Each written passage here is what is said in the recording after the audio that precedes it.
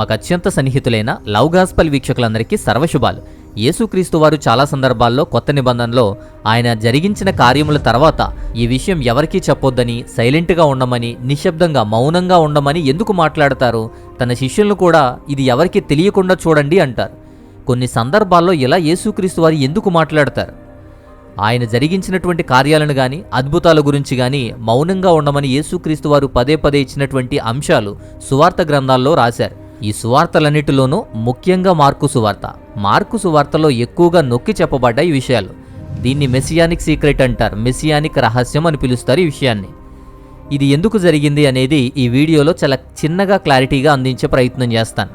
రహస్యంగా ఎందుకు ఉంచమన్నారు అనే విషయాన్ని ప్రక్కన పెడితే, అసలు యేసుక్రీస్తు వారు రహస్యంగా ఉన్నారా అంటే లేదు, రహస్యంగా ప్రకటిస్తున్నారా అంటే లేదు. ఆయన బహిరంగంగానే ప్రకటిస్తున్నారు, బహిరంగంగా అందరి ముందే స్వస్థత కార్యాలు జరిగిస్తూ ఉన్నారు.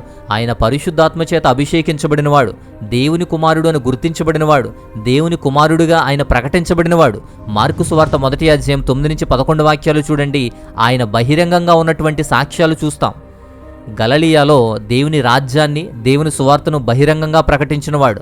మార్కు సువార్త 1వ అధ్యాయం 14-15 వాక్యాలు చూడండి, అందరి ముందు బహిరంగంగానే అనేక స్వస్థత కార్యాలు చేసినవారు, అనేకులను స్వస్థపరిచినవారు ఆయన. మార్కు సువార్త 1వ అధ్యాయం 34లో, 2వ అధ్యాయం 1-12 వాక్యాల్లో. అంతేకాదు, తుఫానును కూడా శాంతపరిచినవాడు. 4వ అధ్యాయం 35-41 వాక్యాలు చూస్తే 5,000 మంది కన్నా ఎక్కువగా ఉన్న వ్యక్తులందరికీ కూడా ఆహారం పంచిపెట్టినవాడు. 6వ అధ్యాయం 30-44 వాక్యాలు చూస్తే యూదులతోనూ, శాస్త్రులతోనూ, పరిసయ్యులతోనూ, యాజకులతో కూడా ఆయన బహిరంగ చర్చల్లో కూడా పాల్గొనేవాడు. వారి ముందే దేవుని సంగతులు, ఉపమానాలు, వాక్యాలు, ఆయన బోధలు కూడా బహిరంగంగానే తెలియజేశాడు. విచిత్రమైన విషయం ఏంటి అంటే, అందరి ముందు బహిరంగంగా తెలిసినా ప్రకటించినప్పటికీ కూడా యేసుక్రీస్తు వారు కొన్ని సందర్భాల్లో మౌనంగా ఉండమని, ఇది ప్రచారం చెయ్యొద్దు అని, ఇది తెలియకుండా ఉండండి అని చెప్పి ఆయన జాగ్రత్త పరుస్తారు. కొన్ని సందర్భాల్లో ఇలా ఎందుకు జరుగుతుంది? మరికొన్ని సందర్భాల్లో స్వస్థత పొందిన వ్యక్తి కూడా వాటిని బహిర్గతం చేయమని, వాటిని కనపరచుకోమని చెబుతారు. మార్కు సువార్త 5వ అధ్యాయం 19-20 వాక్యాలు చూస్తే. మరి ఎందుకు కొన్ని సందర్భాల్లో మాత్రం మౌనంగా ఉండమని, సైలెంట్గా ఉండమని, తెలియచేయనివ్వద్దని, చెప్పొద్దని చెబుతారు? ఆ విషయాలు మార్కు సువార్త నుంచి కొన్ని విషయాలు మనం తెలుసుకుందాం. మొదటగా ఎక్కడ వద్దన్నారు అంటే, దయ్యాలు, దుష్టశక్తులకు సంబంధించిన విషయం గురించి. అంటే యేసుక్రీస్తు వారు తనను దేవుని పరిశుద్ధునిగా, దేవుని కుమారునిగా, దైవపుత్రునిగా గుర్తించినటువంటి అపవిత్రాత్మలను యేసుక్రీస్తు వారు గద్దించారు. అంటే దైవ శక్తిని, దైవపుత్రుణ్ణి కూడా తెలుసుకున్నటువంటి అపవిత్రాత్మలు ఎవరైతే ఉన్నారో వారిని గద్దించి ఆ గుర్తింపును, ఎవరిది యేసుక్రీస్తు వారి గుర్తింపును, ఆ దైవత్వాన్ని వెల్లడించొద్దని మాత్రం ఖచ్చితంగా ఆజ్ఞాపించారు. మార్కు సువార్త 1వ అధ్యాయంలో 24-26 వాక్యాలు, 34వ వాక్యం, అలాగే 3వ అధ్యాయంలో 11-12 వాక్యాల్లో. అలాగే తాను స్వస్థపరిచినటువంటి ప్రజలకు కూడా కొంతమందికి చేశారు. మొదటగా కుష్టి రోగిని స్వస్థపరిచినప్పుడు, మార్కు సువార్త 1వ అధ్యాయం 43-44 వాక్యాల్లో కుష్ఠిరోగిని స్వస్థపరిచినప్పుడు కూడా ఇది ఎవరికి తెలియచేయనివ్వద్దు అంటారు. అంతేకాదు, యాయీరు కుమార్తెను 5వ అధ్యాయం 43వ వాక్యంలో కూడా యాయీరు కుమార్తెను లేపడం ద్వారా వాటిని తెలియజేయొద్దు అంటారు. అంతేకాదు, చెవిటివాని చెవులు తెరవడం ద్వారా కూడా 7వ అధ్యాయం 36వ వాక్యంలో ఒక చెవిటివాడి చెవులను స్వస్థపరిచిన తర్వాత కూడా ఈ అద్భుతాలు ఎవరితోనూ చెప్పొద్దు అంటారు. ఇలాంటి కొన్ని అద్భుతాలు వారిని స్వస్థపరిచిన తర్వాత యేసుక్రీస్తు వారు స్వస్థపరచబడిన వారిని, సాక్షులకు కూడా ఏం జరిగిందో ఎవరితోనూ చెప్పొద్దు అని ఆజ్ఞాపిస్తారు. అలా స్వస్థత పొందిన వ్యక్తులకు కూడా ఎవరితోనూ చెప్పొద్దని సైలెంట్గా ఉండమని చెబుతారు. ఇంకా ఎవరు అంటే తన శిష్యులకు కూడా, యేసుక్రీస్తు వారి శిష్యులకు కూడా చెప్పారు. యేసుక్రీస్తు వారు మెస్సయ్యా అని పేతురు ఒప్పుకున్న తర్వాత, మార్కు సువార్త 8వ అధ్యాయం 29-30 చూడండి, పేతురు ఒప్పుకున్న తర్వాత ఎవరికీ చెప్పొద్దంటారు. అంతేకాదు 9వ అధ్యాయం 9వ వాక్యంలో రూపాంతరం చెందిన తర్వాత, రూపాంతర అనుభవం అనుభవించిన తర్వాత కూడా ఎవరికీ చెప్పొద్దు అంటారు. తన పునరుద్ధానం తర్వాత వరకు కూడా ఎవరికీ చెప్పొద్దు అని యేసుక్రీస్తు వారు శిష్యులకు ఆజ్ఞాపిస్తారు. ఇలా సైలెంట్గా ఉండండి, ఎవరికీ చెప్పొద్దు, ఎవరికీ కనపరచొద్దు అని చెప్పిన సందర్భాలు మనం చూస్తాం. దయ్యాలు, దుష్ట ఆత్మలు, అపవిత్రాత్మలకు సంబంధించింది ఒకటి, తాను స్వస్థపరిచినటువంటి, స్వస్థత పొందినటువంటి ప్రజలొకటి, తన శిష్యులొకటి. ఇలా 3 రకాల సందర్భాల్లోనూ కూడా యేసుక్రీస్తు వారు ఎవరితోనూ చెప్పొద్దు, మౌనంగా ఉండమని కొన్ని సందర్భాల్లో మనం బైబిల్లో చూస్తాం, ముఖ్యంగా మార్కు సువార్తలో చూస్తాం. కానీ విచిత్రం ఏంటి అంటే, యేసుక్రీస్తు వారు అలా చెప్పొద్దు అని ఆజ్ఞ ఇచ్చినప్పటికీ కూడా ఆ ప్రజలు గాని, శిష్యులు గాని అవిధేయత చూపించేవారు. ఎందుకు అంటే, మార్కు సువార్తలో ఒక వ్యంగ్యమైనటువంటి ఒక సరదా మాట ఒకటి ఉంటుంది. మార్కు సువార్త 7వ అధ్యాయం 36వ వాక్యం, ఆయన ఎలా సైలెంట్గా ఉండమని, మౌనంగా ఉండమని, ఎవరికి చెప్పొద్దు, కనపరచొద్దు అని చెప్పినప్పటికీ కూడా ఆయన వారికి ఎంత ఎక్కువగా అలా ఆజ్ఞాపించారో వారు దానిని మరింత ఉత్సాహంగా ప్రకటించారు అని వ్రాయబడింది. అందుకే మార్కు గారు వ్యంగ్యంగా లేదా సరదాగా ఒక మంచి కొటేషన్ మాత్రం ఇక్కడ ఇచ్చారు. ఆయన ఎంత ఎక్కువగా అది చెబుతారో, ఎంత ఎక్కువగా ఆజ్ఞాపిస్తారో దానిని మరింత ఉత్సాహంగా వాళ్ళు ఎక్కువగా ప్రకటించేవారు అని. అయితే మన టాపిక్ ఎందుకు మౌనంగా ఉండమన్నారు, ఎందుకు సైలెంట్గా ఉండాలి అనే దానికి కారణాలున్నాయి. అవి నేను చెప్పే ముందు అసలు ఈ గ్రూపులే ఎందుకు, ఈ 3 గ్రూపులే ఎందుకు? అపవిత్రాత్మలు, దుష్టశక్తులు ఒకటైతే, రెండోది స్వస్థత పొందినటువంటి వ్యక్తులు, మూడవది తన శిష్యులు. ఈ ముగ్గురే ఎందుకు అంటే, మొదటగా దుష్టశక్తుల విషయానికి వస్తే మౌనంగా ఉండు, ఎవరికి తెలియపరచకు, యేసుక్రీస్తు వారు ఎవరో తెలియపరచకు అని మాట్లాడతారు. మార్కు సువార్త 1:24, 1:34, 3:12 ఈ వాక్యాల్లో యేసుక్రీస్తు వారు దుష్టశక్తులతో కూడా మౌనంగా ఉండమని, తెలియపరచకుండమని ఉంటారు. ఆయన దేవుడి నుంచి వచ్చిన దైవిక వ్యక్తి. ఈ అపవాది తంత్రాలు, అపవిత్ర ఆత్మలతో భయపడుతూ జీవిస్తున్న మనుషులకు వీటి నుంచి వార్త వెళ్ళకూడదు.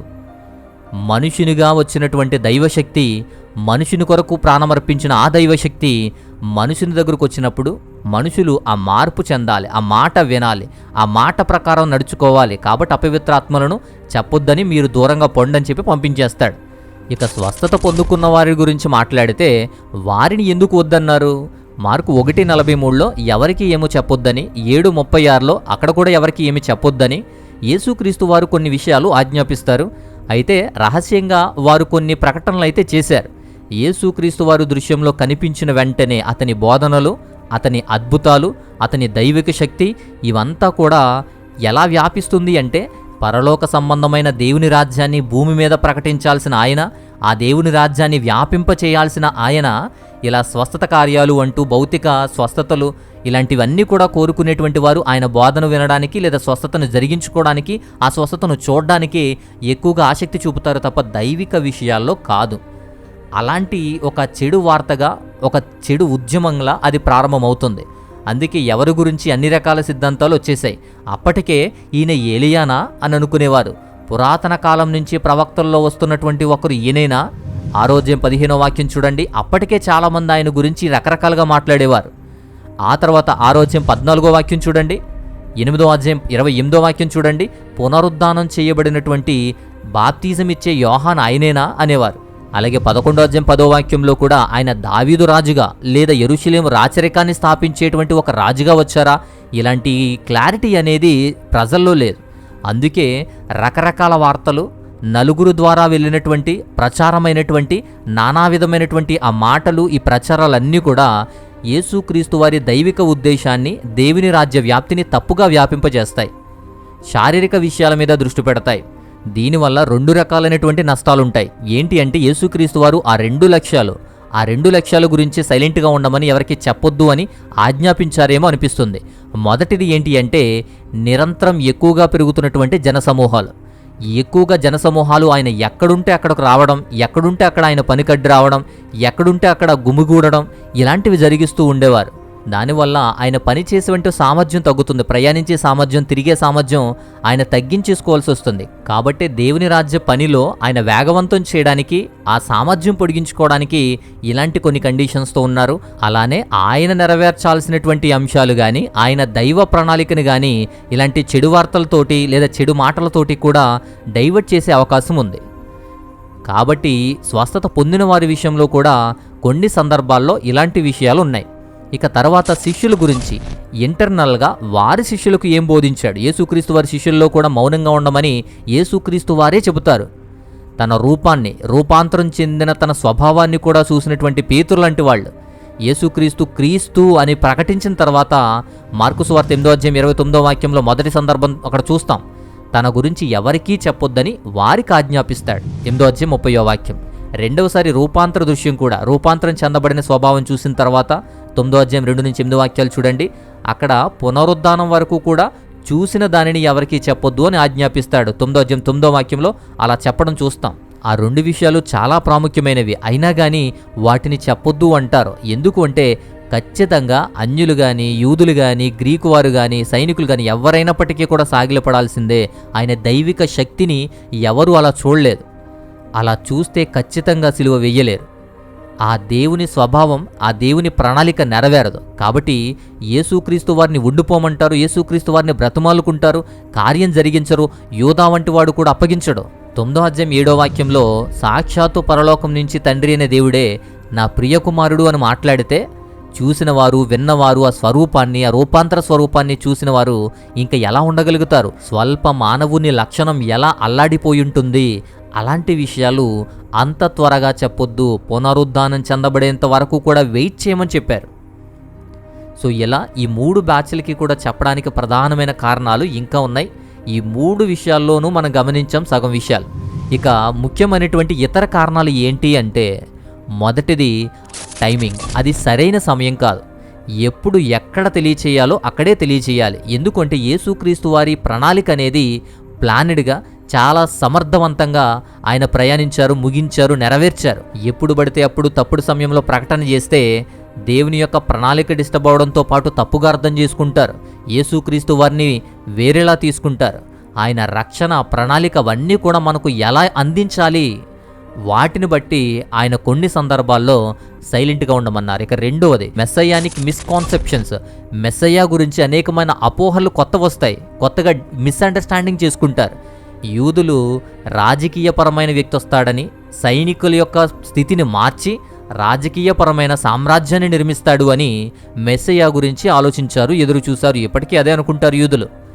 ఆయన రాజ్యాన్ని స్థాపించి పాలన చేస్తాడని, సైన్యాన్ని నిర్మిస్తాడు అని చెప్పి ఇలాంటి ఆశలతోనే ఉన్నాడు. కానీ యేసుక్రీస్తు వారు ప్రణాళికాబద్ధంగా ఆయన మానవుని స్వరూపంతో వచ్చి సేవకుడిగా పనిచేసి రక్షణ కలిగించేటువంటి ప్రయత్నం, ఆ యొక్క స్థితి వారికి అర్థం కాలేదు. ప్రవచనాత్మకమైన ప్రణాళికాబద్ధమైన ఈ విషయం వారికి అర్థం కావాలి అంటే ఇలాంటి అపోహలు ఏమీ రాకూడదు.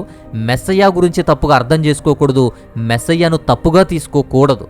అప్పటికే శాస్త్రులు, పరిశీలు కానీ, అక్కడున్న వారి కానీ, జనసమూహాలు కానీ తప్పుగా అక్కడ వర్ణించేసరికి అక్కడున్న యూదులు కూడా కొంతమంది కాసేపు యోహానని, కాసేపు ఏలియా అని, ఇంకొందరు దయ్యమని కూడా అనుకున్నారు, దయ్యపు శక్తి కలిగిన వాడు అని కూడా అనుకున్నారు. సో అలా మిస్అండర్స్టాండింగ్ అవుతుంది, దాన్ని తప్పుగా వ్యాపింపచేస్తారు. అందుకే కొన్నిసార్లు సైలెంట్గా ఉండమన్నారు. ఇక మూడవది తన శిష్యులకు ట్రైనింగ్ ఇవ్వడానికి. శిష్యులకు అదే ఒక శిక్షణగా మారుతుంది. తన శిష్యులు అన్నీ చూసి, కల్లారా చూసి, చెవులారా విని, ఆయనతో పాటు బ్రతికి, ఆయన చెప్పినవన్నీ కూడా విని ఆయన అంశాన్ని పాటించాలి అంటే కొన్ని విషయాలు బహిర్గతం చేయకుండా వాళ్ళు నేర్చుకోవాలి. వాళ్ళు అర్థం చేసుకున్న తర్వాతే భవిష్యత్తులో దేవుని యొక్క శక్తిని పొందుకొని దేవుని సువార్తను ప్రకటించడానికి అర్హులుగా మారతారు. అందుకే వారు చక్కగా ప్రిపేర్ అవ్వాలి అంటే కొన్ని సందర్భాల్లో వారి మధ్యనే ఉండాలి, వారికి ఆ బలం పొందాలి. అప్పుడే వారు ధైర్యంగా దేవుని శక్తితో సువార్త ప్రారంభించగలుగుతారు. ఇక నాలుగవది క్రౌడ్ కంట్రోల్ గురించి కూడా. ఈ జనసమూహాన్ని కంట్రోల్ చేయడానికి ఆయన చేసిన అద్భుతాలు చూసినప్పుడు కానీ జనసమూహాలు ఎక్కువగా పెరిగిపోయేవి. ఆయన కొండ మీద ప్రసంగం చేస్తూ ఉంటే దాదాపు 5,000 మంది పురుషులు, ఇంకా అనేక మంది స్త్రీలు, పిల్లలు కూడా ఉన్నారు. అంతమంది వచ్చేస్తున్నారు. ఎందుకు? ఆయన కార్యాలు, ఆయన మాటలు, ఆయన బోధలు అద్భుతం కాబట్టి. అలా జనసమూహాలు పెరిగిపోయేవి, ఆయన పనికి ఆటంకం కలిగించేవి. అందుకే ఆయన ఉండేది కొద్ది కాలం, 33.5 సంవత్సరాల పరిచర్య. ఈ పరిచర్యలో ఆయన ప్రవచనాలన్నీ, వాగ్దానాలన్నీ, ప్రణాళికలన్నీ నెరవేర్చి ఆయన శిలువ మరణం మీద మరణపు ముళ్ళు విరిచి మరణాన్ని జయించి పునరుద్ధానాన్ని ఇవ్వాలి అంటే ఆ ప్రణాళికకు అడ్డు వస్తున్నారు. సువార్తను ప్రకటించేందుకు అడ్డుగా రాకుండా మౌనంగా ఉండమని ప్రకటించారు. ఈ జనాన్ని కూడా కంట్రోల్ చేయాలి అని చెప్పి, జనసమూహం ఎక్కువగా పోగు కాకూడదని చెప్పి ఆయన తన ప్రణాళిక చొప్పున వారిని సైలెంట్గా ఉండమన్నారు, చెప్పొద్దన్నారు. ఇక ఐదవది డీమోన్స్ విషయంలో కూడా.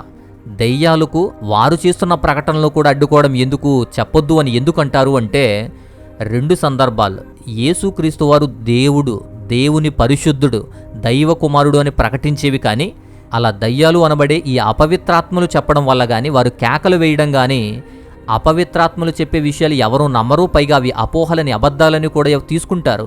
పైగా దేవుని గురించి చెప్పేసరికి ఆ దేవుణ్ణి, దేవుని కార్యాలను కూడా వారు నిజమని నమ్మరు.